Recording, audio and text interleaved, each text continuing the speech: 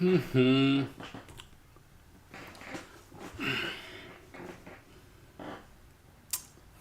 tất cả mọi người ha. Chào mừng mọi người đã đến với CryptoInside. Ngày hôm nay là ngày 22 tháng 6 năm 2022. Cũng như là phần đầu của một buổi livestream ha, mình sẽ chào một số anh em đã comment đầu tiên ở trong cái livestream của mình. Mọi người có thể là ủng hộ mình bằng cách là cho video của mình một like ha. Hello Minh Dương, Phú CT, Minh Trần, Hiển Minh, Jackie, hello là có, Nha Trang Ngọc, Xuân Hồng, Vương Võ, Nguyễn Tuấn Kiệt, Trương. How are you? Ok, I'm fine. How are you? Rồi, đợi một tí đi để anh em đông đông rồi mình cùng nói chuyện một tí ha. Hello mẹ nhìn Belloc.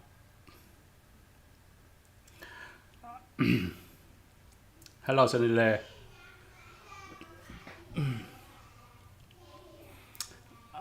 Thì vào lúc là 30 phút nữa ha, tầm là 20 giờ 30 thì chúng ta sẽ xem trực tiếp cái phiên điều trần của ông Powell, đúng không ạ? Trước là Senate Banking Committee, là Ủy ban Ngân hàng Thượng viện của Hoa Kỳ. Cái cuộc họp này nó diễn ra ở Washington DC ha.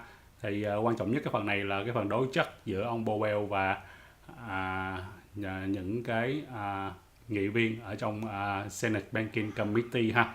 Thì những cái lời nói của ông mình nghĩ là nó sẽ tác động rất là mạnh đến cái thị trường chứng khoán, cũng như là từ đó là sẽ tác động đến thị trường crypto ha mọi người ha. Rồi ok, đã có 102 anh em đang xem rồi ha. Hello Văn Bình 1982, hello Nguyễn Tuấn Kiệt, nhịp sống quanh ta. Rồi ok, thôi bây giờ mình cũng bắt đầu chương trình luôn đi ha. Rồi cái phần 20 giờ 30 thì chúng ta sẽ xem live ha, xem live trực tiếp, xem ông Powell ông nói cái gì trước là Senate Banking Committee ha.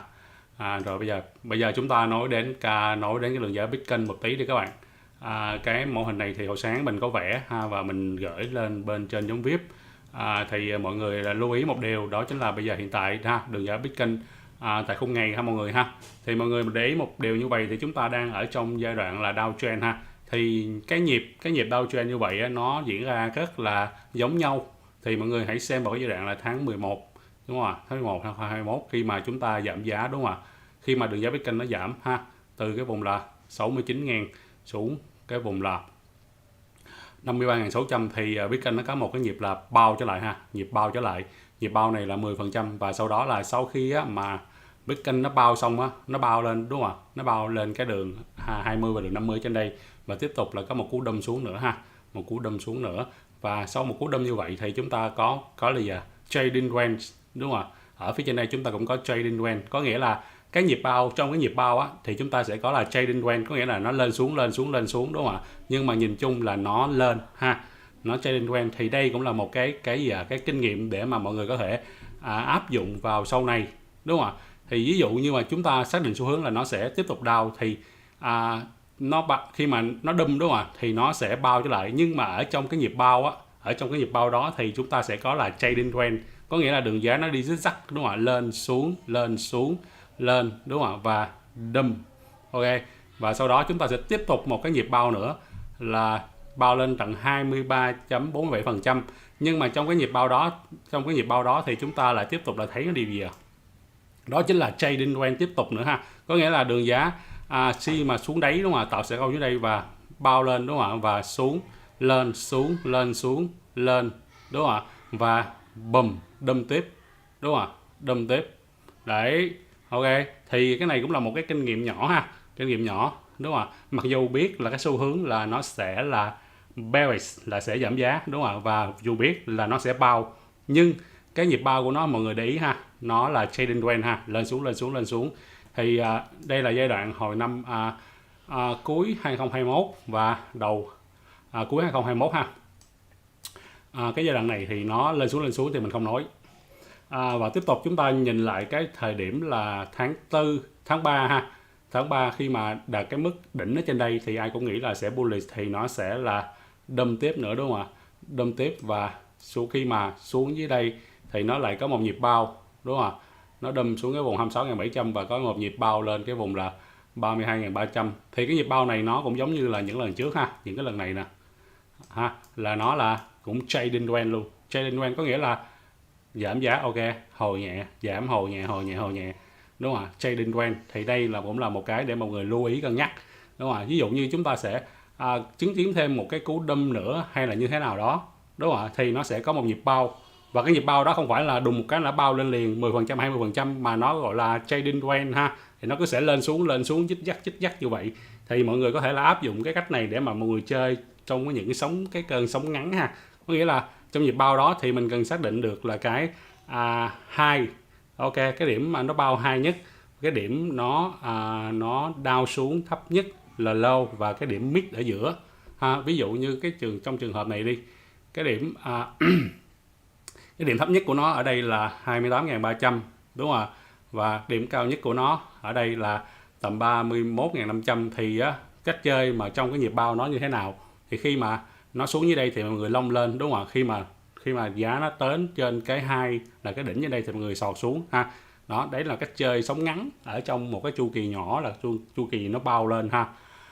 Đây là cái giai đoạn gần nhất thì chúng ta có là tổng cộng là để mình đo thử ha. 1 tháng 30 ngày, đúng không ạ? Cho cái nhịp bao này thì cái nhịp bao này nó cứ là trong trading trend ha, là cái lên xuống như vậy ha. Nó sẽ phù hợp với cái mô hình là wick for face luôn á, mà mình đã trình bày với bạn hôm qua. Và sau khi mà bao lên như vậy bằng hình thức là trading trend, có nghĩa là lên xuống và bùm, tiếp tục là một cú đâm nữa ha. Đâm nữa thì mọi người hãy nếu mà như vậy thì mọi người có thể là suy nghĩ đến một điều gì ạ? Liệu rằng cái nhịp bao này, ok, khi mà Bitcoin nó xuống cái vùng giá thấp nhất là ở vùng là 16.611 đô ha, và nó có một nhịp bao trở lại, đúng không ạ? Bằng cái nến ngày ở đây ha, bao lên đầu tiên là cái vùng 20.563, ok ha, và giảm và bao và giảm. Thì mình nghĩ cái giai đoạn này thì nó cũng giống như là những cái giai đoạn trước, ok ha mọi người ha. Có nghĩa là trong cái nhịp bao này nó cũng có là lên xuống gọi là trading trend ha mọi người ha. Lên xuống và cuối cùng là bùm, tiếp tục lại đâm xuống tiếp nữa.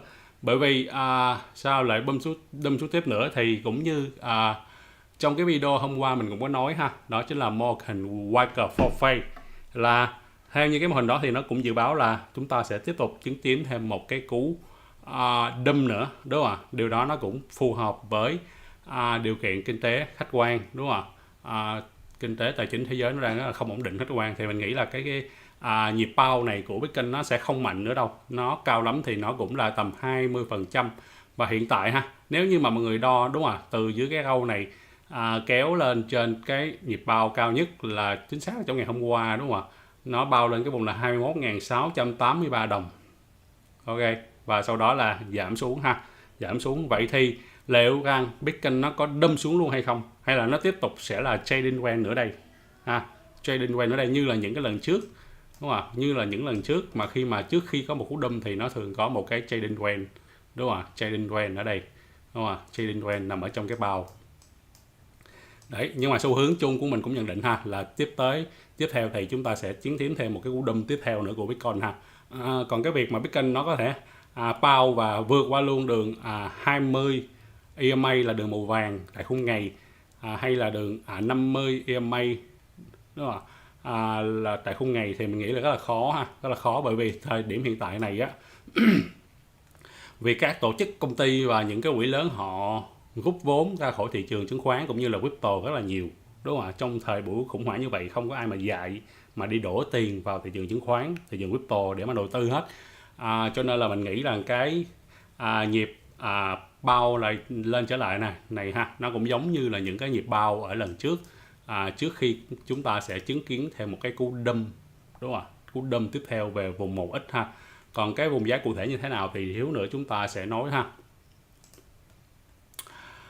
Cùng trở lại cái mô hình Walker for Face đi, thì mình nhớ là trong video ngày hôm qua, đúng không ạ, mình cũng có nói là nó sẽ bao lên ha, bao lên, và chính xác là nó bao lên cái vùng là 21.000, chính xác là 24.700, đúng không ạ? Thì mình cũng có nói với mọi người là nếu như mà mọi người có thể làm một cái lệnh đặt cược ha, là một cái lệnh sò khi mà Bitcoin nó lên vùng 21.700, mọi người có thể là sọt xuống và mọi người đặt cái stop loss tầm 500 giá là tầm 2.300 ở trên đây ha. Và nếu như mà mọi người đặt lên sọt thì sáng nay thì mình nghĩ là khi mà đường giá Bitcoin nó còn là tầm 20.000, đúng không ạ, thì mọi người đã lời được tầm 1.700 giá, đúng không ạ, và mọi người có thể chốt lời ha. Thì mình cũng xin chúc mừng nếu như mà có anh em nào mà đi vào cái lệnh sọt trong ngày hôm qua ha. Cũng như cái phần đầu video thì mình nghĩ rằng cái vùng này ha, trước khi nó đâm xuống thì nó cũng có là bao trở lại ha, bao trở lại và nó cũng là trading range luôn ha mọi người ha. Nó cũng là trading range ha, nó cũng trading range đây và nó bầm xuống đây ha. Nó sẽ phù hợp với cái khúc này của cái mô hình white curve, white curve for phase ở đây ha mọi người ha. Đây là khung ngày ha. Bây giờ mình cùng nói đến cái khung thời gian 1 giờ đi. Ok, và khung thời gian 1 giờ thì cái mô hình này hôm qua mình cũng trình bày với các bạn, đúng không ạ? Và nó cũng đi đúng theo như cái dự đoán của mình. Là sao ạ? Khi mà giá của Bitcoin nó tạo lên cái mô hình là rising wedge, đây là cái mô hình mà mình yêu thích ha. Thì trong những cái đợt mà downtrend như vậy á, cái mô hình này nó tạo rất là nhiều, đúng không? Mọi người hãy kéo đến cái giai đoạn trước đó nữa. Đây, ở đây nó cũng tạo lên là một cái rising wedge nè. Những cái giai đoạn trong quá khứ ha, rising wedge, đúng không ạ? Và khi phá qua cái đường trend line dưới này thì giá bắt đầu nó giảm xuống ha. Đó. Thì cái lần này ha, mình cũng thấy được cái điều đó, cái rising wedge nó lại xuất hiện một lần nữa. Và khi mà nó phá qua được cái neckline, đúng không ạ, cái đường trend line support ở dưới đây ha, thì nó theo như mô hình mà mình ví dụ ở trên đây nè, thì nó cũng bắt đầu là giảm xuống, đúng không ạ? Mặc dù trong nhịp giảm nó có một nhịp hồi nhẹ trở lại ha, nhưng mà mình nghĩ là nó sẽ đi theo mô hình này ha. Và cái nhịp giảm của nó sẽ xuống cái vùng dưới đây, đúng không ạ? Khi mà xuống cái vùng là 18.700 như vậy á, thì mọi người cũng chưa vội vàng sọt ha. Mọi người hãy xem đường giá xem liệu nó có là trading range hay không. Có nghĩa là nó xuống đây nó chưa vội là nó đâm xuống tiếp, mà nó sẽ hồi lên lại, đúng không ạ? Nó sẽ hồi lên lại một đoạn nữa, đúng không ạ? Mà nó cứ lên xuống như vậy. Nhưng mà sau cùng theo mình nghĩ thì nó cũng là, đúng không ạ? Khi mà hồi lên vậy, đúng không? Nó lên xuống như vậy và bầm xuống đây. Kiểu nó sẽ như vậy ha. Chứ không phải là đùng bùng một cái là nó cứ nó xuống đây xong nó đâm xuống luôn đi ha. Chưa phải ha. Bởi vì thị trường này là những thị trường không phải là bên thị trường giao ngay không, mà nó có cho anh em future margin nữa ha. Nó đường giá của nó không phải là đi lên đi xuống dích dắt đồ, đúng không ạ? Lên xuống để mà làm cho tinh thần, đúng không ạ? Các trader vào lệnh nó bị gối, đúng không ạ? Gối noãn nó phải gây ra một số cái khó khăn nhất định. Đấy. Tại khung đến tuần thì nếu mà chúng ta kể cái Fibonacci, đúng không ạ, từ swing high, Fibonacci mở rộng ha, này là Fibonacci nó mở rộng chứ không phải là Fibonacci retracement ha. Chúng ta kể swing high xuống swing low và kéo qua cái đỉnh lần trước của nó thì cái vùng mà vùng dự đoán ha, mà Bitcoin đó nó có thể là tiến tới ở trong thời gian tới là cái vùng là tầm 12.400 ha. Đây cũng là cái mô hình dự đoán ha mọi người, và không có điều gì là chắc chắn ha. Nếu như thật sự mà Bitcoin nó về được cái vùng 12.400 như vậy á, thì nó sẽ khớp luôn với cái là gì ạ? Cái chính xác là cái CPA ha. Cái chỉ số CPA nè. Đúng không? CPA S3 như trong video ngày hôm qua mình có nói với mọi người ha. Đấy, cái vùng này là cái đường monthly support tháng nằm ở cái vùng 12.371 ha. Và nếu như mà mọi người xem cái Fibonacci thì nó cũng thuộc cái vùng là 12.457 ha, nó cũng gần nhau. Nếu như mà điều tồi tệ nhất nó xảy ra thì mình không biết là Bitcoin liệu nó tiến xuống cái vùng 12.000 ở dưới đây hay không ha. Ok, BNB, chúng ta nói đến BNB một tí đi. Thì BNB thì hôm qua thì mình cũng có nói ha, chúng ta có một cái vùng cản nằm ở trên này, đúng không ạ? Và khi mà giá của BNB nó tiến đến cái vùng cản này thì ngay lập tức là trong buổi sáng ngày hôm nay và buổi chiều nó bắt đầu nó giảm xuống ha, nó giảm xuống và nó có một nhịp hồi nhẹ trở lại, và xu hướng thì mình nghĩ là nó sẽ tiếp tục là giảm thôi ha.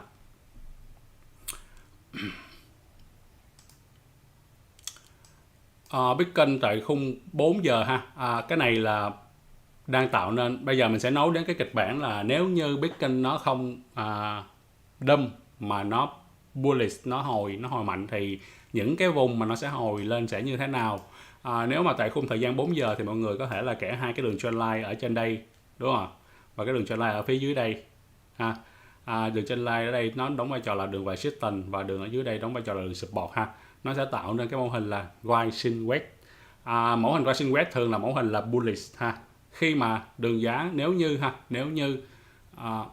mà thông thường á, thì cái rising wedge nó sẽ tạo nên mẫu hình là bullish, nhưng mà cũng không chắc là bullish ha. Ở đây mình chỉ là giả sử nếu như mà đường giá của Bitcoin, đúng không ạ, nó đang nằm ở trong đây ha mọi người ha, và nếu như nó có thể phá qua được cái neckline này, phá qua cái đường resistance trên này và có một nhịp test trở lại ha, và cái vùng mà nó có thể tiến tới đó chính là cái vùng ở trên đây, đúng không ạ?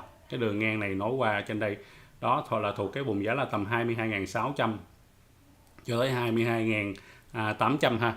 Ok, nếu như lực mua của Bitcoin vẫn còn mạnh thì nó có thể hoàn toàn là vượt qua luôn cái đường này, đúng không ạ? Và test lại và nó sẽ gặp tiếp một cái vùng cản tiếp theo tại khung thời gian 4 giờ, đó chính là đường 200 EMA. Ok, và trong quá khứ đó chính là giai đoạn downtrend thì mọi người hãy để ý một điều này, rất là có ít lần mà đường giá Bitcoin nó có thể là vượt qua được đường 200 EMA ở khúc này ha.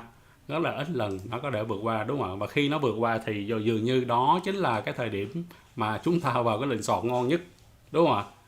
Đó chính là cái thời điểm mà chúng ta vào lệnh sọt ngon nhất, đúng không ạ? Đây chính là những cái thời điểm trong quá khứ. Khi mà nó muốn tiến đến cái đường 200 EMA thì luôn có một lực là đẩy nó xuống và có một cú đâm, đúng không ạ? Tiến tới và đâm. Ok, có một lần này thì nó vượt qua một tí ha, và sau đó là cũng giảm thôi. Thì trong giai đoạn mà downtrend bearish như vậy á, thì cái đường 200 EMA nó đóng vai trò là đường kháng cự tương đối mạnh ha. Đấy là cái giai đoạn ở trên đây ha. Nếu như mà nó tiến lên được thì cái vùng giá mà nó thể tiến tới được, mình nghĩ đó chính là vùng 24. Đấy, đúng không ạ? Nhưng mà mình cũng nghĩ là trong giai đoạn bearish này á, nó rất là khó để cho Bitcoin có thể tiến lên cái vùng 24.000, rất là khó ha mọi người ha.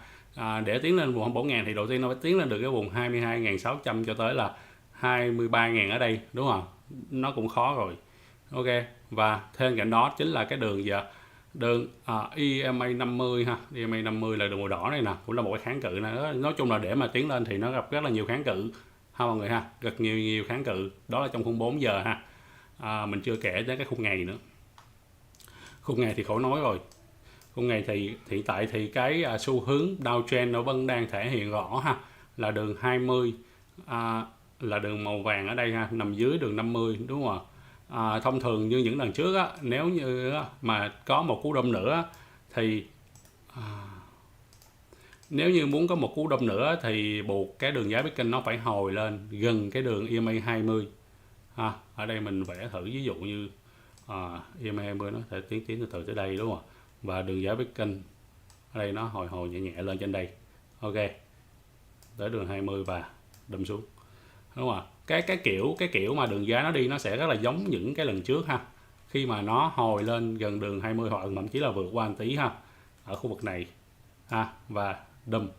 Ok ha. Thì do đó chính là cái lý do mà bên nhóm Telegram VIP á, mình cứ nhắc anh em là cứ chờ đợi bình tĩnh đi, đúng không ạ? Chưa phải lúc mà Bitcoin nó đâm đâu, đúng không ạ? Mặc dù biết là mình vẫn nhận định cái xu hướng, đúng không ạ? Khi mà mình chơi cái gì đó thì mình cần nhận định trước một cái xu hướng là nó sẽ đâm hay là nó tiếp tục nó bum đây. Thì nếu như đầu tiên là nhận định được hai cái đó trước, đúng không ạ? Sau đó chúng ta sẽ nhìn vào kỹ hơn cái chart nữa là những lần trong quá khứ nó đi như thế nào, đúng không ạ? Nếu như thật sự nó tiến đến cái đường 20 này, đúng không ạ? Thì mình nghĩ rằng nó chuẩn bị đâm rồi đó, đâm mạnh rồi đó ha mọi người ha. Đó là cách chơi của mình ha. Để mà mọi người bớt FOMO đi. Thì FOMO là sao? Có nghĩa là giống như cái trading trend mà hồi nãy mình trình bày với mọi người á, đúng không ạ? Mặc dù biết là nó có một nhịp bao á, nhịp bao ở đây nè, nhưng mà trong cái nhịp bao đó thì nó có cái trading trend, đúng không ạ? Nó cứ lên xuống ha. Nó cứ lên xuống ở đây, đúng không ạ? Nhìn chung là nó đi lên từ từ ha, và nó chạm vào cái đường 20 EMA và nó đâm xuống ha. Kiểu như vậy. Nếu mà anh em nào muốn chơi sóng ngắn á, sóng ngắn, đúng không ạ? Thì mình xác định cái trading trend trước, đúng không ạ? Cái đỉnh, cái high và cái low ở dưới ha. Thì khi mà nó tiến lên high thì mình sọt xuống, khi mà low quá thì mình sọt lên. Và đặc biệt lưu ý khi mà anh em chơi future thì nhớ đặt stop loss ha. Tùy vào cái sức chịu đựng của anh em mà anh em đặt stop loss ha mọi người ha. Bây giờ mình nói cụ thể một tí hơn đến cái trading trend đi. Trading trend mà nãy giờ mình nói nhiều rồi ha. Đầu tiên là tại khung ngày ha. Khung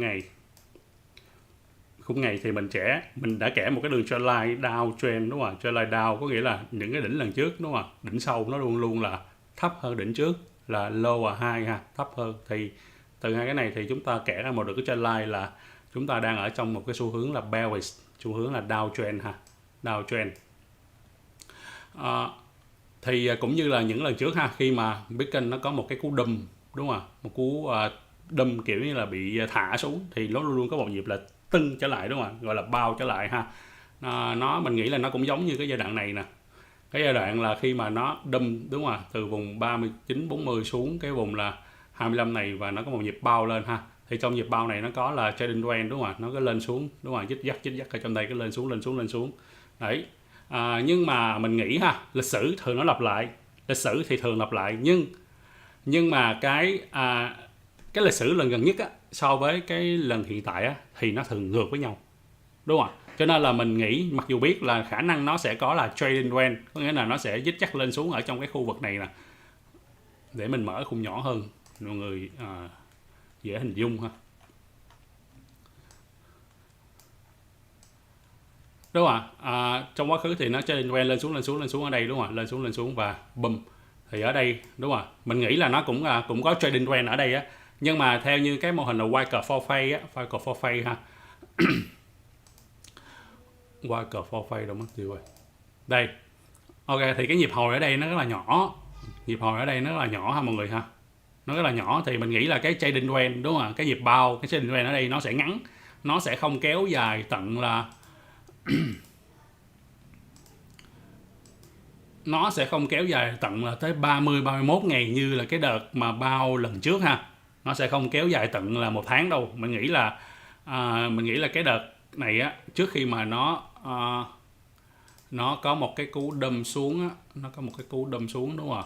Thì nó cũng là mình nghĩ là cũng trading trend và tầm 1 tuần thôi. Mình nghĩ là tầm 1 tuần thôi. Đúng không? Đó, mình nghĩ là tầm 1 tuần thôi. Nó sẽ không có dài như là cái đợt trước là cái đợt này ha. Là tận tới 30 ngày. Ha. Cái xu hướng chung của mình thì mà vẫn là bearish downtrend ha, nhưng mà còn cái xu hướng ngắn hơn á, đấy thì mình cũng đoán là nó sẽ trading trend là lên xuống ha. Chúng ta xác định được cái vùng giá cao là cái đường màu tím ở trên này ha, cái vùng giá ở giữa là mid là đường màu giữa ở đây, và cái vùng low là cái đường ở dưới đây đúng không ạ? Hay là cái vùng ở dưới đây một tí đấy, một cái đáy dưới đây đó. Thì nó sẽ trading trend trong đoạn này và nó bầm xuống ha. Bầm xuống cái target đầu tiên ở dưới đây nè, là cái vùng là tầm 14.000.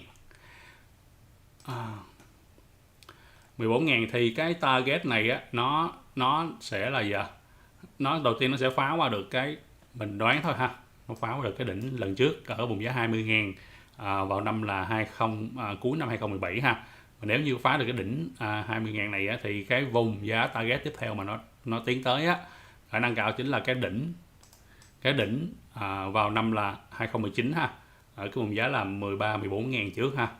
Và nếu như mà theo như trường hợp xấu nhất đúng không ạ, xảy ra thì nó tiến luôn cái đường là monthly support S3 ha, mà mình nghĩ là cái khả năng mà tiến tới cái khúc này sẽ khó ha. Nó giảm quá sâu, mình nghĩ là nó không giảm quá sâu như vậy đâu. Bởi vì khi mà giảm xuống đó thì mình nghĩ là rất là nhiều người vào bắt đáy ha.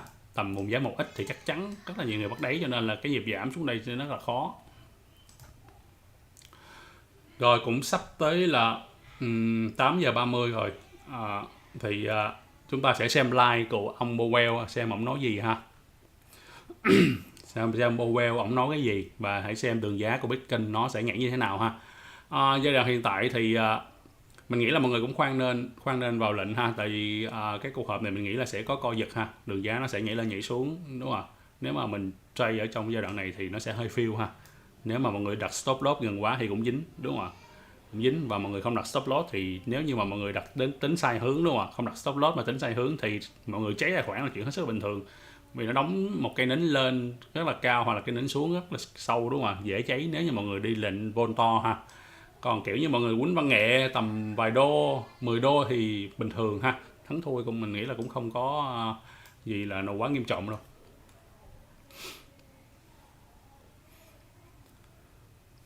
Rồi thì xíu nữa khi mà ông Powell ổng live ông nói chuyện á, thì mình sẽ nghe ha, cái gì mình hiểu thì mình sẽ nói lại với anh em ha, còn cái nào không hiểu thì mọi người cũng bỏ qua ha.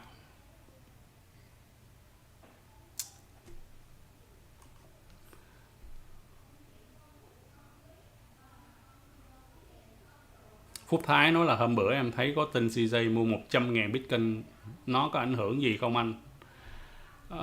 Mình không quan tâm mấy cái tin tức đó bạn ha. Mình cái á, theo như mấy bạn á, nghĩ nè, những cái mà nó tác động trực tiếp đến đường giá Bitcoin đó chính là gì? Theo mình ha, đó chính là chứng khoán Mỹ. Ok ha. Mà cái gì chịu tác động trực tiếp, mà chứng khoán Mỹ á, nó chịu tác động trực tiếp từ cái gì? Đó chính là tình hình kinh tế của Mỹ. Mình chỉ quan tâm tới hai yếu tố, những yếu tố đó thôi. Còn những thông tin nào là ông này đổ tiền mua bao nhiêu Bitcoin mình không quan tâm, những cái đó nó không tác động đâu, hoặc là những cái đó là những cái tin mà nó dụ mấy bạn thôi, đúng không ạ? Dụ mấy bạn thôi, mình không đừng quan tâm những cái đó. Mấy bạn hãy quan tâm vô hai cái key factor chính là tình hình kinh tế Mỹ, lạm phát nó như thế nào, lãi suất nó như thế nào, ông Powell cái thái độ đúng không, ông vui hay buồn như thế nào đấy. Mấy bạn chỉ quan tâm ba vấn đề đó thôi. Còn những cái vụ mà CJ rồi đổ 100 nhiều bao nhiêu tiền vào bắt đấy đừng quan tâm, đúng không ạ? Những cái tin đó là những cái tin thật sự là nó không ảnh hưởng nhiều. Còn cái việc CJ nói thật hay không thì sao mấy bạn biết, đúng không ạ? Báo chí nó biết sao mấy bạn tin được. Nhưng mà tình hình kinh tế Mỹ, đúng không ạ, nó nhan nhản trước mặt rồi, đúng không? Những cái đó là những yếu tố tác động trực tiếp đến đường giá của Bitcoin. Mấy bạn nên quan tâm những cái tin đó. Còn những cái tin mà CJ bắt đáy gì đó thôi không quan tâm, mình không quan tâm cái đó ha.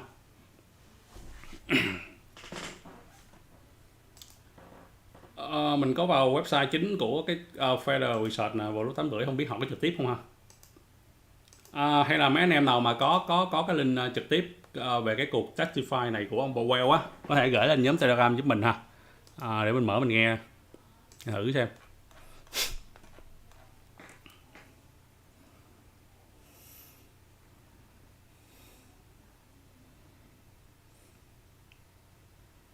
Luật Huỳnh nói là add bật các đường 200 WMA trong GDP thế nào? Thì bạn mở khung tuần lên thì bạn mở ra cái đường 200 EMA đó là nó hiện ra thôi mà.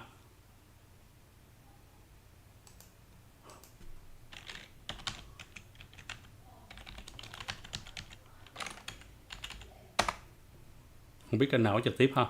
Để mình kiếm cái link trực tiếp. Đây.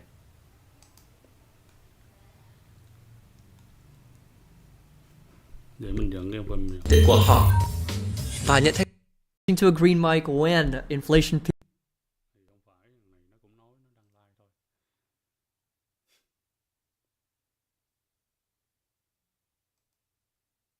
wants to be a leading force in furthering humanity's mission into space. Commander Ground, do you copy? Copy. If we want to have a successful human missions to Mars,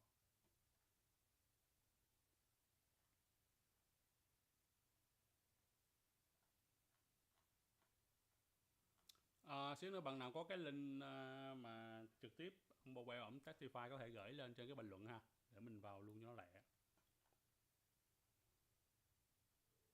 Hình như trên CNBC có đây. Đợi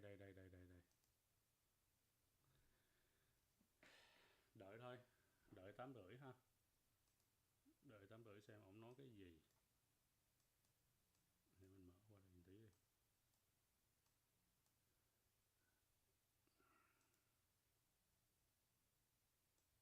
Ở đây mình để hai cái màn hình ha, một cái màn hình là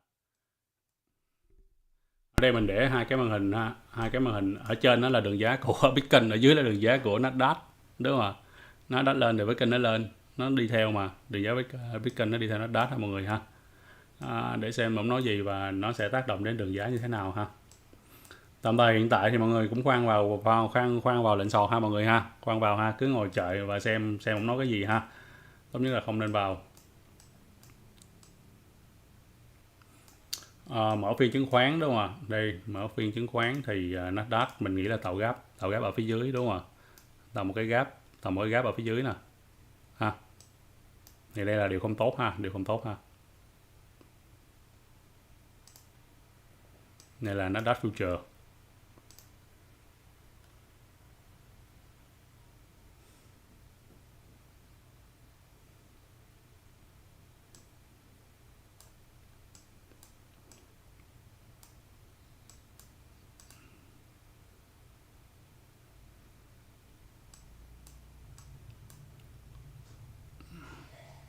Mọi người đợi tí ha, đợi tí xem ổng trực tiếp ông nói gì ha.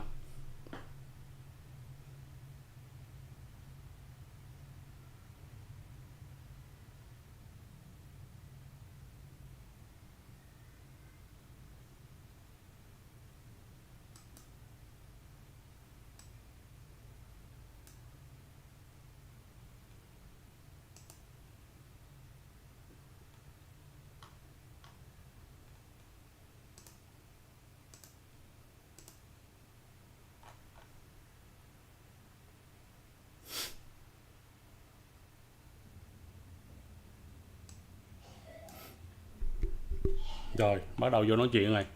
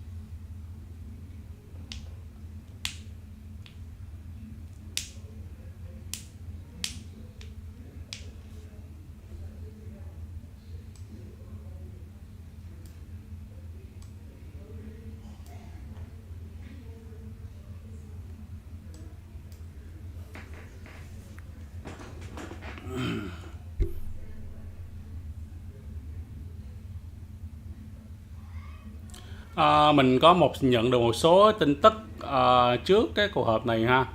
Thì có một số cái thông tin là it's essential for Fed to bring inflation down, có nghĩa là Fed, cái việc mà Fed giảm lãi suất là cái việc cực kỳ là cấp bách trong thời điểm hiện tại ha. Trong thời điểm hiện tại ha mọi người ha. Cái thứ hai nữa là ongoing wage increase will be a Housing and other shares committee will come to order. Today's hearing is in the hybrid format. Our witness, of course, is in person. Members have the option to appear either way. We welcome the chair of the Federal Reserve, has recently been confirmed for a second term and has, this is his first hearing since then. We've seen the fastest growth in decades, faster even than China's, the lowest unemployment levels in 50 years. When Americans see the price of gas and groceries and rent going up week after week, available jobs and long-awaited wage gains don't mean as much and don't go as far. America thường là theo như những cái phiên điều trần trước á, thì cái phần đầu của video, cái phần đầu của điều trần 2 là mấy ông này sẽ nói chung chung về tình hình kinh tế Mỹ rồi các kiểu thôi ha, nó chưa quan trọng đâu. Chừng nào mà đợi có ông Powell lên ổng mới là những cái lúc mà thị trường nó có những cái cây sống xanh sống đỏ ha mọi người ha. or devastation to their community or all of the above. It's not inevitable. The economy isn't physics. The ghost of Adam Smith would not recognize America today. There is no invisible hand of the market. When prices go up, it's because someone made a choice to raise them. In corporate boardrooms, when supply chains slow down or input costs go up or resources become scarce, executives make decisions. Do we cut back on bonuses? Do we rethink our stock buyback plan? Do we forego executive raises this year? Do we post quarterly profits that are still higher than last year, but maybe not quite as high as analysts thought they could be? Or do we raise prices and foist all the negative consequences of world events onto the people who can least afford them? We know what, in this country, most corporations do. They make the same choice they've always made, no matter the economic conditions of the moment. Most of these executives, they're not bad people, they're just doing their jobs, they tell us. It's the Wall Street system. These executives have to post profit increases for their shareholders quarter after quarter after quarter. The consequences for everything else be damned, and everyone else be damned. It's why for decades Wall Street's rewarded the companies that squeeze their workers the hardest, companies that cut wages and retirement benefits, and cut corners on worker safety and consumer protection just to make their stock prices go up.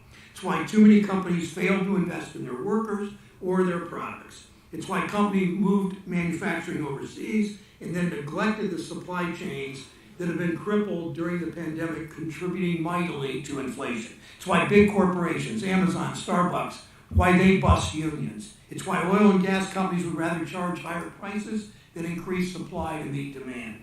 We aren't witnessing traditional inflation. We're watching Russia and OPEC drive up prices and American energy companies engage in wartime profiteering.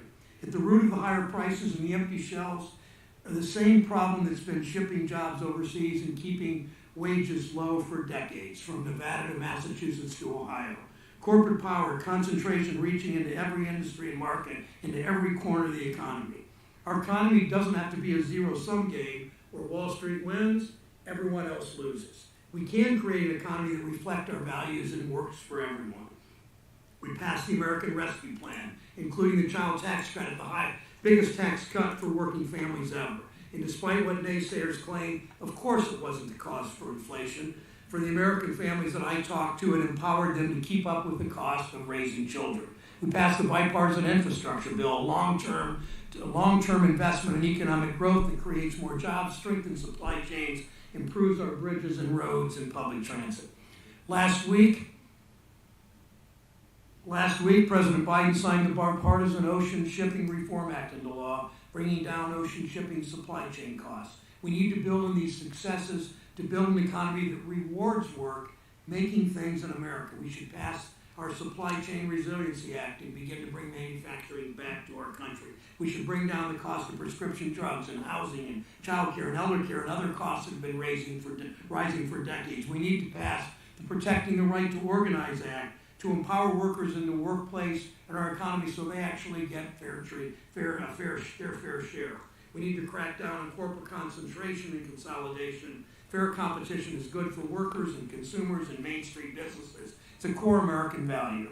It's how we bring costs down and ensure that workers don't always pay the price for powerful people's bad decisions, whether it's a dictator in Eastern Europe or a Wall Street executive.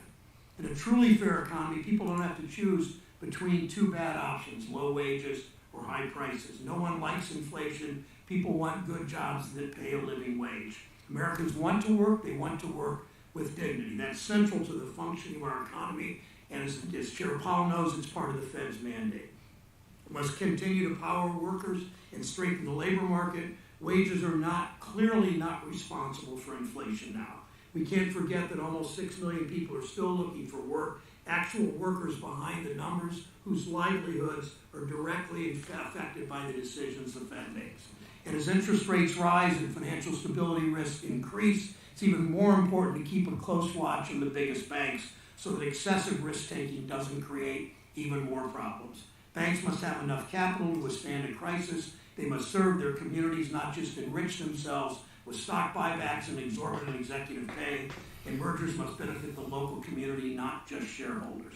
We've seen too much evidence of big Wall Street banks behaving badly, shunning small businesses, raking in billions in overdraft fees, discriminating all too often against black and brown borrowers. Chair Powell, you must also ensure we have a strong payment system that works for Main Street banks and consumers so people don't feel like the only option is a risky and unregulated alternative financial system backed by nothing but empty promises. The thousands of proxy currencies like stablecoin and other digital assets, they promise transparency and democracy are missing one thing. They aren't backed by the full faith and credit of the United States of America. The Federal Reserve, our nation's central bank, must use its authority to protect consumers and the financial system from these risks. And you, Mr. Chair, must ensure that the Fed has the highest ethical standards. After former Fed officials profited off their positions in last year's stock trading scandal, It's up to you to restore the American people's and us to restore the American people's trust in this institution that's critical for a healthy economy. I was encouraged when you updated the Fed's policies, but we need rules that have the force of law. That's why we need to pass my ban conflicted trading at the Fed Act. As chair of the Federal Reserve, you have an important role to play to make sure our economy works for everyone, not just those at the top. I urge you to remember the millions of working Americans who are counting on you. I will turn to today's ranking member, Mr. Tillis from North Carolina, and then Chair Powell. Nói chung cái phần đầu này thì cái ông Mr. Powell này á, thì ông sẽ nói chung chung thôi ha, về những cái vấn đề cái lịch mà tiếp theo là họ sẽ đối diện với những cái vấn đề gì, đúng không ạ? Có cuộc họp về vấn đề về chiến tranh giữa Nga Ukraine, cuộc họp OPEC, cũng như là tình hình lạm phát của Mỹ nó sẽ như thế nào. Và trong cái phần tiếp theo ha, cái phần sau nữa thì cái phần mà testify ông Powell nó mới diễn ra ha. When you testified before this committee in March, inflation was at a 40-year high, and the Federal Reserve regional banks were stonewalling reasonable requests for information about their activities from banking Republicans.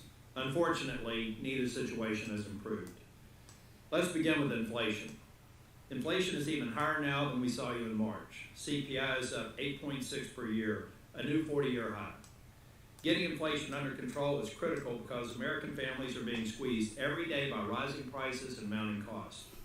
Also critical to any discussion we have on inflation is an understanding of what served to turbocharge it.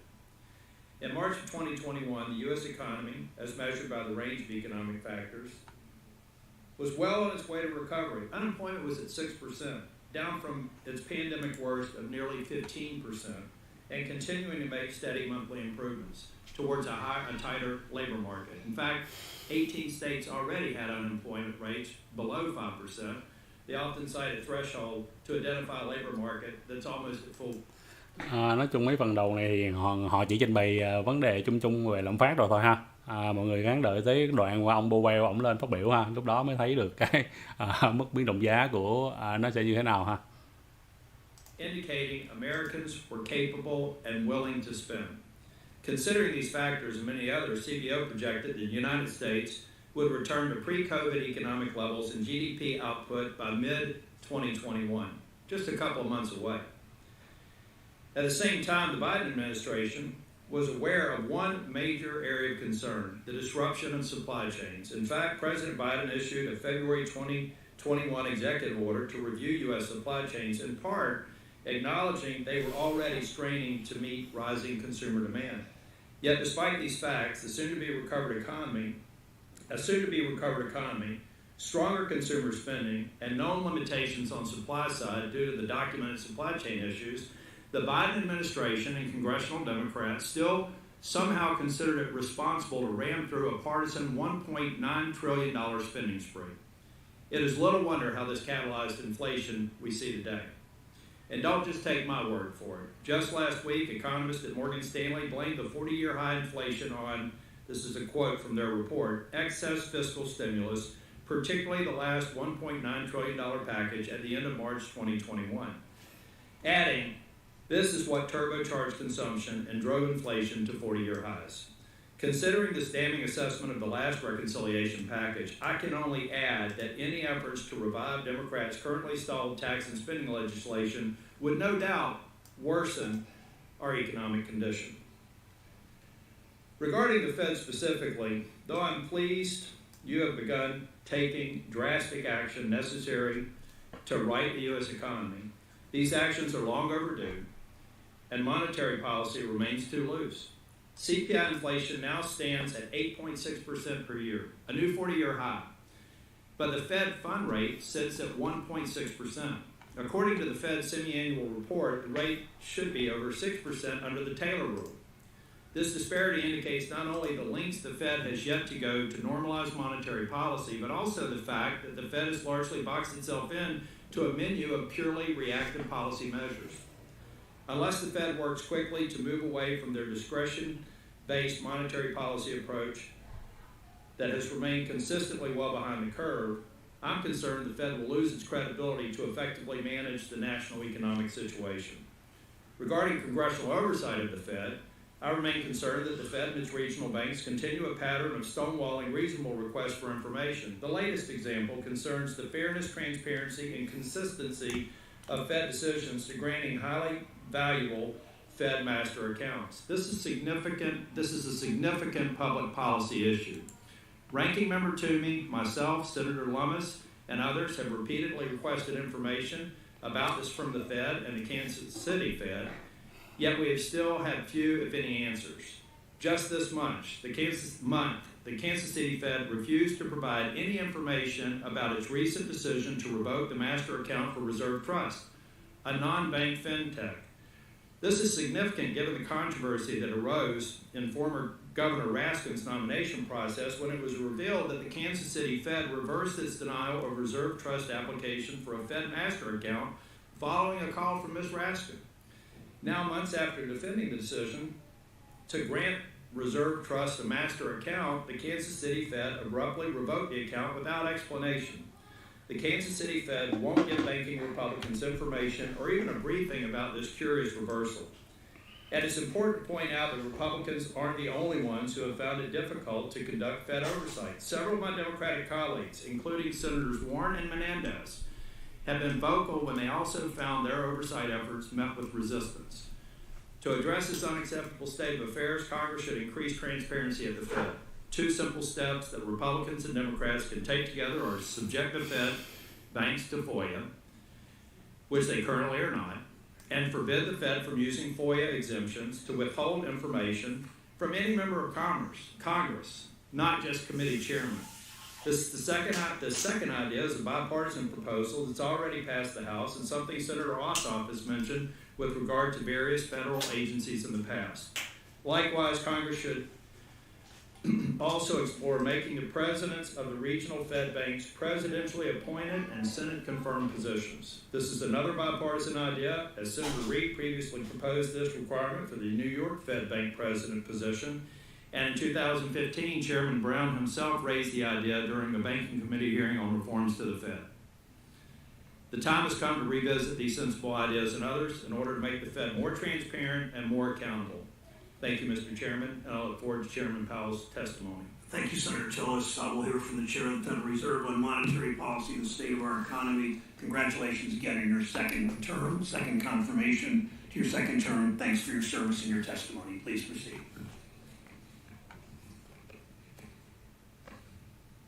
Thank you, Chairman Brown, Senator Tillis, and other members of the committee. I appreciate the opportunity to present the Fed's semi-annual monetary policy report. I'll begin with one overarching message.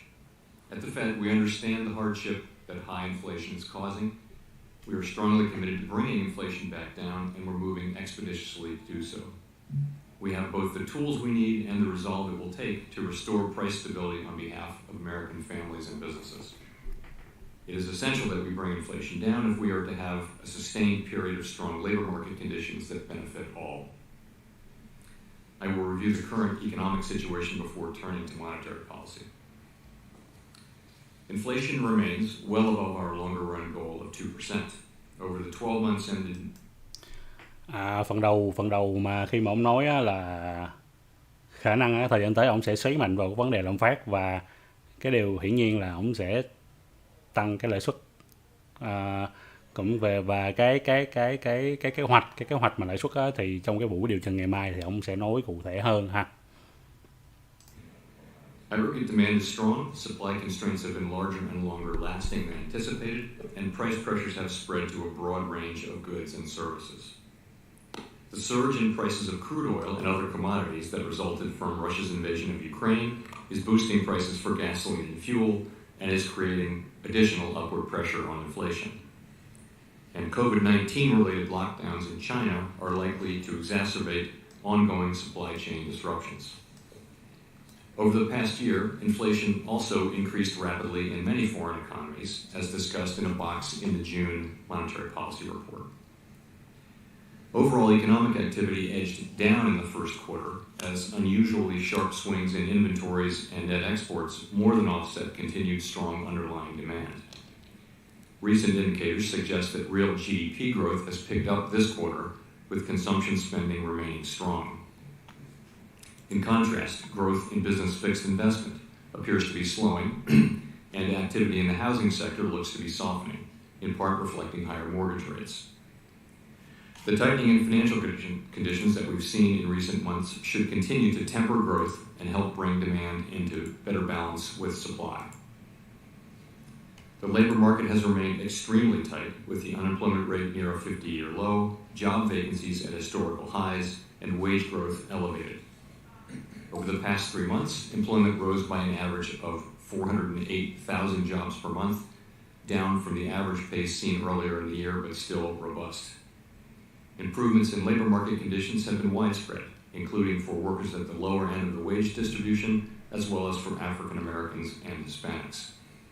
A box in the June Monetary Policy Report discusses developments in employment and earnings across all major demographic groups. Labor demand is very strong, while labor supply remains subdued, with the labor force participation rate little change. Mình có đọc comment của một số bạn á, nói là sọt đi là theo lời khuyên của mình ha, là không nên long sọt lúc này nha mọi người nha, không nên long sọt lúc này ha, cứ đợi qua ngày mai đóng nến xem như thế nào để mình sẽ tính phương án tiếp theo ha. Mình sẽ post bên cái nhóm Telegram ha để mọi người theo dõi ha. Giai đoạn hiện tại thì không nên long sọt ha mọi người ha, không nên ha, cứ ngồi ngoài nhìn thị trường thôi ha. Housing and transportation. We are highly attentive to the risks that high inflation poses to both sides of our mandate, and we're strongly committed to returning inflation to our 2% objective. Against the backdrop of the rapidly evolving economic environment, our policy has been adapting and will continue to do so. With inflation well above our longer-run goal of 2% and an extremely tight labor market, we raised the target range for the federal funds rate at each of our past 3 meetings, resulting in a 1.5 percentage point increase in the target range so far this year. The committee reiterated that it anticipates that ongoing increases in the target range will be appropriate. In May, we announced plans for reducing the size of our balance sheet, and shortly thereafter began the process of significantly reducing our securities holdings. Financial conditions have been tightening since last fall and have now tightened significantly, reflecting both policy actions that we have already taken, as well as anticipated actions. Over coming months, we'll be looking for compelling evidence that inflation is moving down, consistent with inflation returning to 2%. We anticipate that ongoing rate increases will be appropriate. The pace of those changes will continue to depend on the incoming data and the evolving outlook for the economy. We will make our decisions meeting by meeting, and will continue to communicate our thinking as clearly as possible. Our overarching focus is using our tools to bring inflation back down to our 2% goal and to keep longer-term inflation expectations well anchored. Making appropriate monetary policy in this uncertain environment requires a recognition that the economy often evolves in unexpected ways. Inflation has obviously surprised to the upside over the past year, and further surprises could be in store. We therefore will need to be nimble in responding to incoming data and the evolving outlook. And we will strive to avoid adding uncertainty in what is already an extraordinarily challenging and uncertain time. We are highly attentive to inflation risks and determined to take the measures necessary to restore price stability. The American economy is very strong and well positioned to handle tighter monetary policy.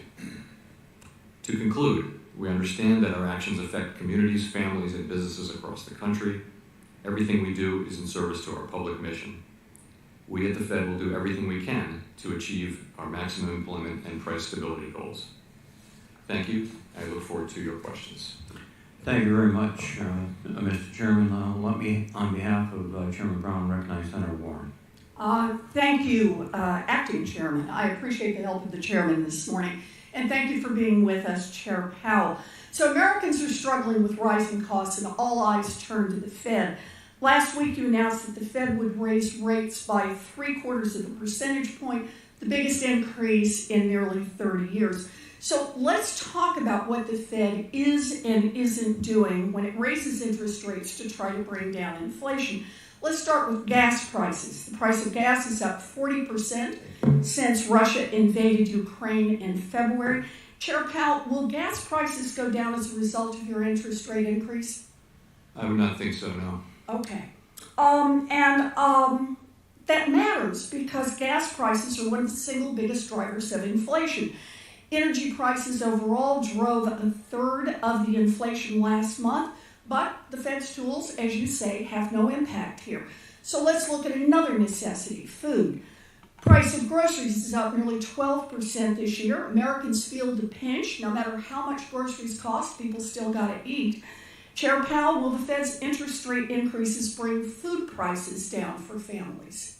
I wouldn't say so, no. Okay. So a Fed increase won't bring down these prices. And why? Because rate hikes won't make Vladimir Putin turn his tanks around and leave Ukraine. Rate hikes won't break up monopolies. Rate hikes won't straighten out the supply chain or speed up ships or stop a virus that is still causing lockdowns in some parts of the world. So let's talk about what interest rate increases can do. Chair Powell, you said last week that interest rate increases, quote, Bà này bà nói cái kiểu giống như là ông Powell này ông tăng lãi suất lên như vậy mà tại sao lạm phát vẫn chưa được giảm, kiểu như vậy, câu hỏi bà như vậy á. Three broad channels. The first of which is interest-sensitive spending. So that's durable goods and automobiles and things like that. So interest rates go up, people's demand for as a result of higher interest rates will moderate or decline, so that supply and demand can get into better balance. The second channel is just asset prices generally. Interest rates, as they go up, will cause asset prices to moderate across the economy. And Ông Powell ông nói là Fed Rate High á, là one without gas or food, right? Có nghĩa là cái tăng cái lãi suất á, nó sẽ không có làm giảm cái giá ga giống như là cái giá của thức ăn. As rates go up, the dollar would strengthen, which would tend to drive. So I appreciate this, and I do appreciate the explanation. But let me just see if I can just put a little more plain vanilla explanation of what's going on here. If I understand what you said, and what economists are saying across the board, is that when you raise interest rate, there's going to be less money to invest. And that is, it's going to dampen business investment. Is that a fair statement? I think the idea is to moderate demand so that it can be in better balance with supply. And so the current situation, demand is well in excess of supply in some areas of our... More expensive to invest, which in turn is going to throw workers out of work. And when they're out of work, they have less money to spend. So I get that rate increases stop companies from spending money to build new plants or to buy new trucks or to hire new people, right, Chair Powell? When money's more expensive, they're less inclined to do that. I think that's what you just said on asset pricing, right? Well, in the labor market, you have, as you know, a situation where there's a shortage of workers, and there are two job vacancies for every person who's actively looking for work. So part of this is to get the labor market back into balance. Well, I appreciate you call it back into balance. What I'm trying to get at, though, is what does the tool of raising rates do? And part of what you just said is that it increases, in effect, the cost to invest, to buy those trucks or new plants or to hire new people. The reason I raise this and the reason I'm so concerned about this is rate increases make it more likely that companies will fire people and slash hours to shrink wage costs. Rate increases also make it more expensive for families to do things like borrow money for a house. And so far, the cost this year of a mortgage has already doubled. Inflation is like an illness, and medicine needs to be tailored to the specific problem. Otherwise, you could make things a lot worse. And right now, the Fed has no control over the main drivers of rising prices, but the Fed can slow demand by getting a lot of people fired and making families poorer.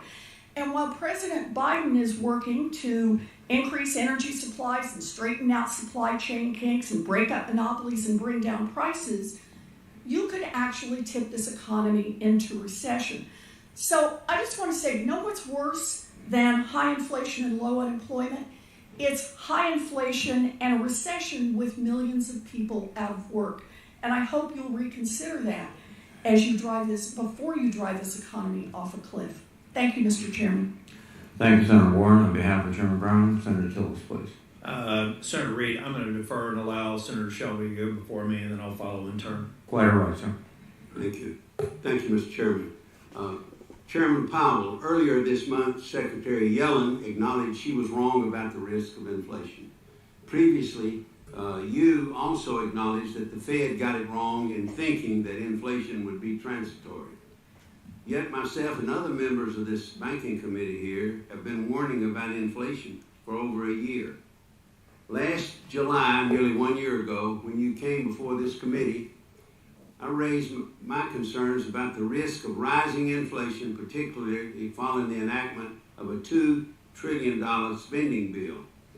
At that time, there was already evidence that inflation was affecting numerous areas of our economy. I discussed the year-to-year price increases on agricultural goods such as corn, wheat, and soybeans at that time. I pointed out the rising cost of metals, including copper and aluminum. I mentioned the increase in energy prices, used cars, and airline tickets. As someone who remembers, and I do from this committee, encountering high inflation during the 70s, I warned that many of the same conditions present then, such as loose monetary policy and significant government spending, were occurring again, among other things. My main concern last year was that the Federal Reserve would fail to address rising inflation before it was too late. 11 months later, this concern has come to fruition. And as we sit here today, inflation, as you already pointed out, is at a 40-year high. The average gas price is over $5 a gallon, and we're currently in the midst of 12 consecutive months of inflation above 5%, including spiking to 8.6 last month. Ultimately, Mr. Chairman, as inflation continues to run rampant, I believe the Federal Reserve and this administration failed the American people by not heeding these warnings a year ago and by not acting sooner to address it. We're where we are today, I know that. The consequences of being wrong on inflation are now being felt, as has been pointed out here today, by American families and workers across the country. And despite the recent decision to raise interest rates, the Federal Reserve still has a long way to go to get inflation under control. What can we expect in the future from the Federal Reserve? And I know you don't have total control over inflation, but you have a lot of sticks there. And what would you use to bring this under control? Thank you, Senator. So, financial conditions, of course, have tightened and have priced in a string of additional rate increases, and that's appropriate. Well, as you pointed out, and as Senator Tillis pointed out as well, our policy rate is only at 1.6%, but all out the curve, the market is pricing in increases. So financial conditions have already priced in additional rate increases. But we need to go ahead and have them, and I think that the most recent inflation indicators of various kinds suggest to us that we needed to accelerate the pace at which we get up to a level that is neutral, that is close to the longer run neutral level, and then we can make an assessment of how much further and faster to go. And so that's what we're doing. I think you can see from the moves we're making now that we do understand the full scope of the problem, and we're using our tools to address it pretty vigorously now. Mr. Chairman, explain to us again how important one of your mandates is price stability. How important price stability is to all Americans. So price stability is really the bedrock of the economy in the sense that you really cannot have a sustained period of maximum employment, our other co-equal goal. You can't have that without price stability. And so we must restore price stability, and we will. We have the tools and the resolve and hopefully the judgment to accomplish that task. It's essential that we do. What's your next step? Well, if you look at the market has been I think reading our reaction function reasonably well, and I think what you will see is continued progress toward expeditious progress toward higher rates. I'll say this: the committee, the center of the committee wrote down that rates would be between 3 and 3.5% by the end of this year, as of a few weeks ago. As 1 week ago. Is this Federal Reserve Board of Governors, under your leadership, committed, as Dr. Volcker was some 40 years ago to bringing inflation under control no matter what? I would never want to try to compare myself to Paul Volcker in any way, but I will say that we are strongly committed to restoring price stability. We do understand that it is the thing that we need so that we can get back to the kind of labor market that we all want. But reaching the standard that Volcker left at the Fed would be a high reach, but one that anybody there should try to get there, wouldn't it? Yes. Thank you, Mr. Chairman. Thank you, Senator Shelby. I'll exercise my time now. Mr. Chairman, you point out in your testimony that the core personal consumption expenditures minus gas, food, and rent 4.9%, and even slightly declined from the previous report. So that leaves the real culprits, gas, food, and rent. First, the issue of gas price inflation is a global phenomenon. Is that correct? Yes, gas prices are a function of oil prices to a significant extent, and then you know the refining spread as well. Right. And that has been exacerbated by the Ukraine invasion. We deliberately, and the Europeans have deliberately cut off accessing Russian supplies, and that's added to inflation. And the other problem also with hydrocarbons, it's a cartel that sets the price. Is that accurate? Sorry, what's a cartel? It's a cartel that sets the price Yes. of oil worldwide. Yes, globally, that cartel has a very major impact on the price of oil. And they have decided that further production is not as lucrative to them as just sitting back and making money. That's what it appears like. With respect to food, there are multiple factors there also. One is climate. We've seen loss of arable land. We've seen a lot of factors. All of this is outside the purview of the Federal Reserve, but I think it's helpful to understand what are driving forces in these price increases. Transportation issues with respect to food, that's a function of higher diesel costs, a function of lack of drivers. Again, Ukraine, a significant amount of wheat is not being exported from Ukraine or from Russia, as well as fertilizers. That's driving price. And then the rentals, affordable housing issue, that has been a crisis since I became a congressman in 1990. I recall marching in Washington for affordable housing in 1990. We just don't have enough. And that, I think, is a factor too. Are those the major causes for these increases in prices? Those are some of the major ones.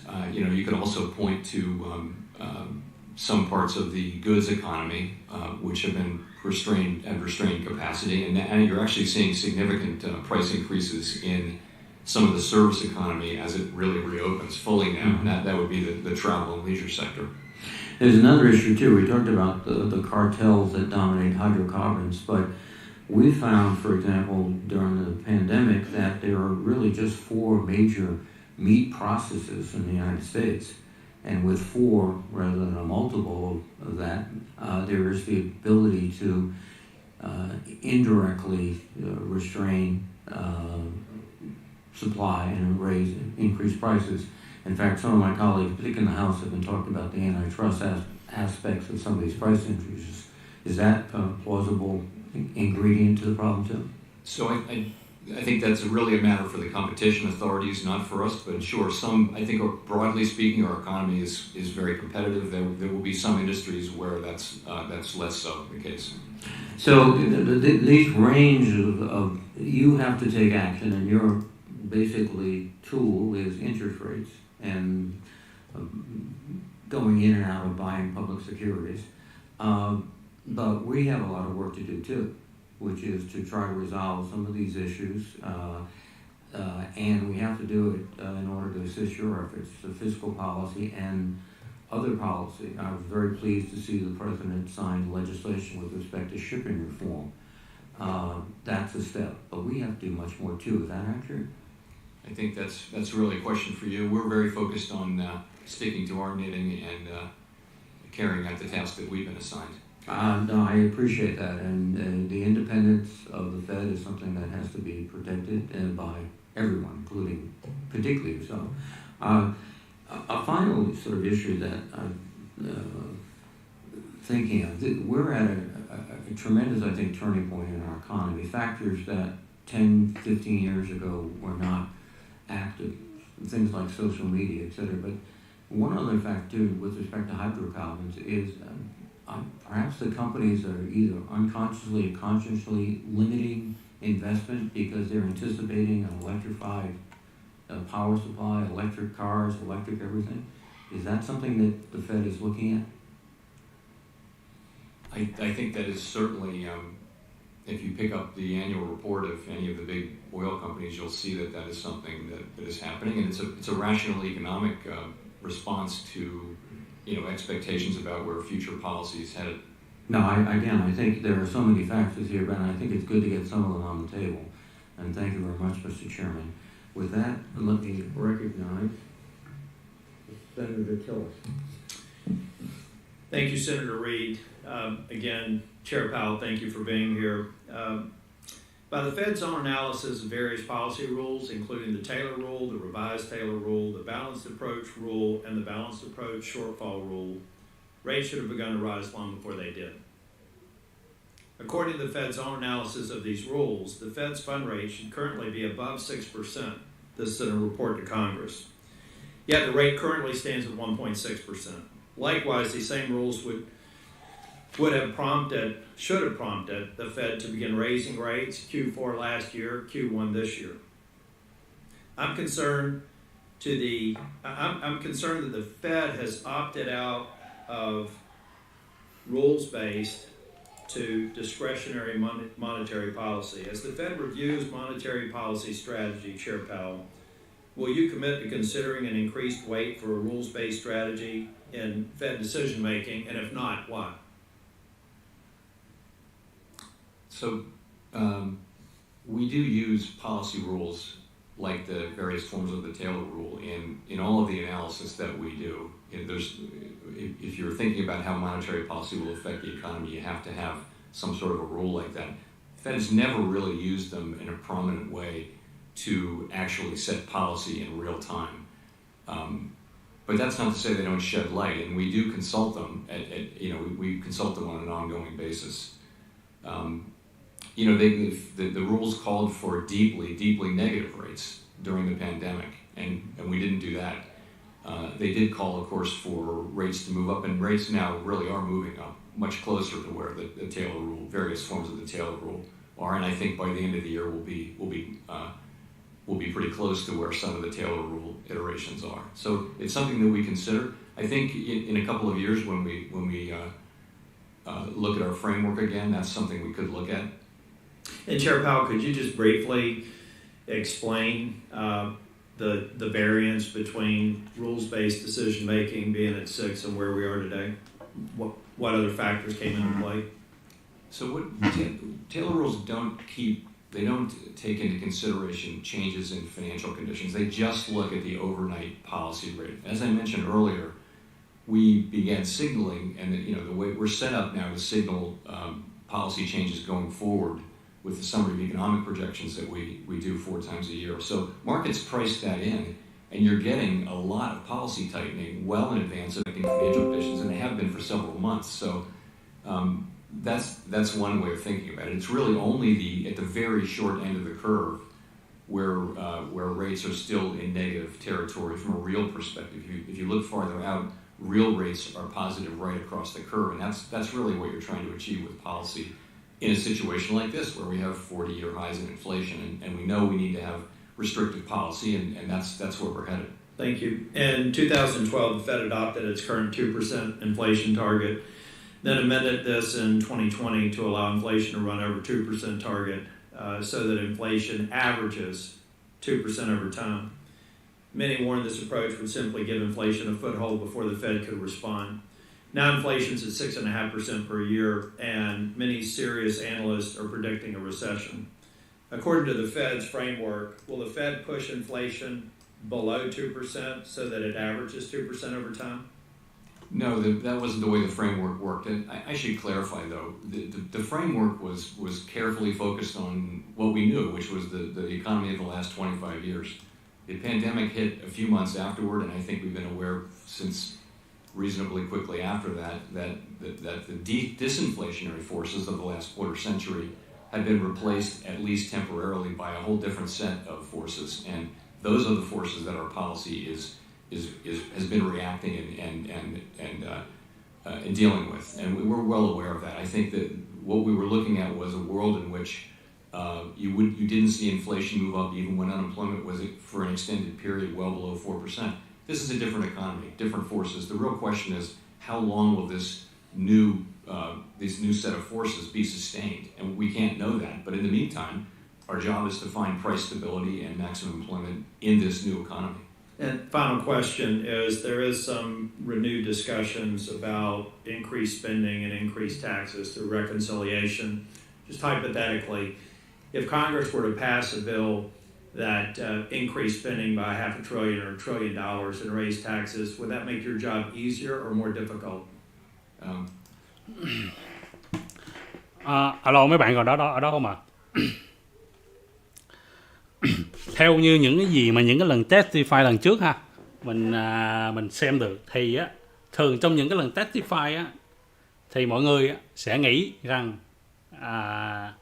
ông Powell ông đưa ra những cái chính sách nó sẽ siết chặt, đúng không? Nó sẽ more hawkish thì sẽ làm cho nâng cái giá đồng đô la và làm cho thị trường nó đỏ. Nhưng mà thường thì mọi người thấy một điều gì lạ không à? Thị trường nó không có đỏ mà nó xanh, đúng không ạ? Nó xanh. Thì cái này mình nghĩ ha, mình nghĩ một phần là do đội họ sẽ tác động để cho, tại vì lúc này ai cũng nghĩ rằng thị trường nó sẽ đỏ, đúng không ạ?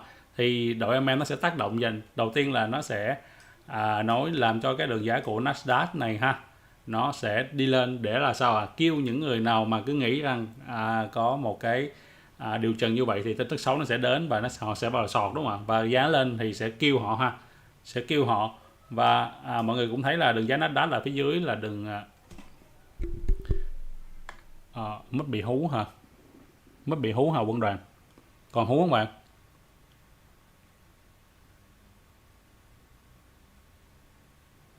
Nó còn bị hú không vậy bạn?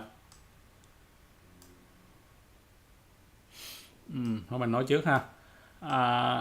Theo mình nghĩ rằng ha, đêm nay thì Nasdaq nó sẽ là gì? Nó sẽ hồi lên cái vùng ở trên đây nè.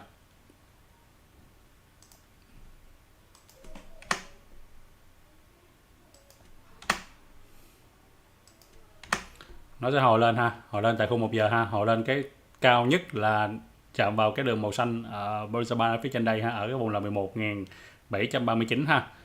Thì từ đó đường giá Bitcoin nó sẽ tiếp tục là hồi lên cái đường, cái khả năng là cái đường màu xanh ở phía ngoài này ha, ở cái vùng là 21.300 ha.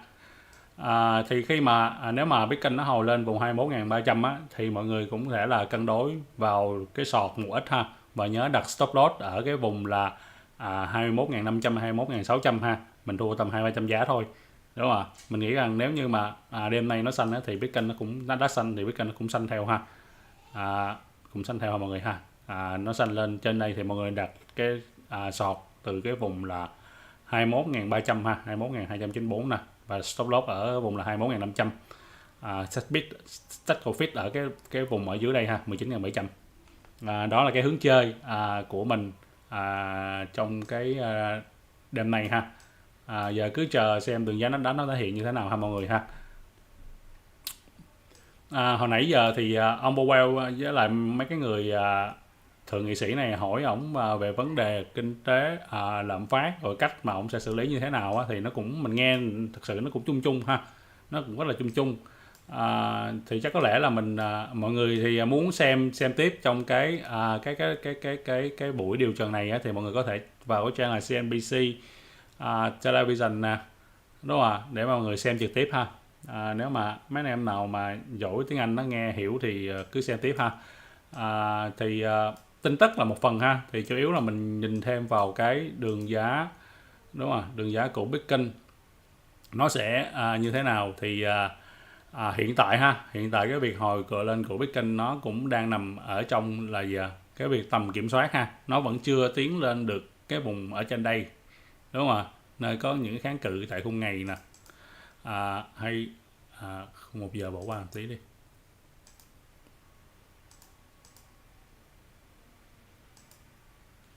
Đây.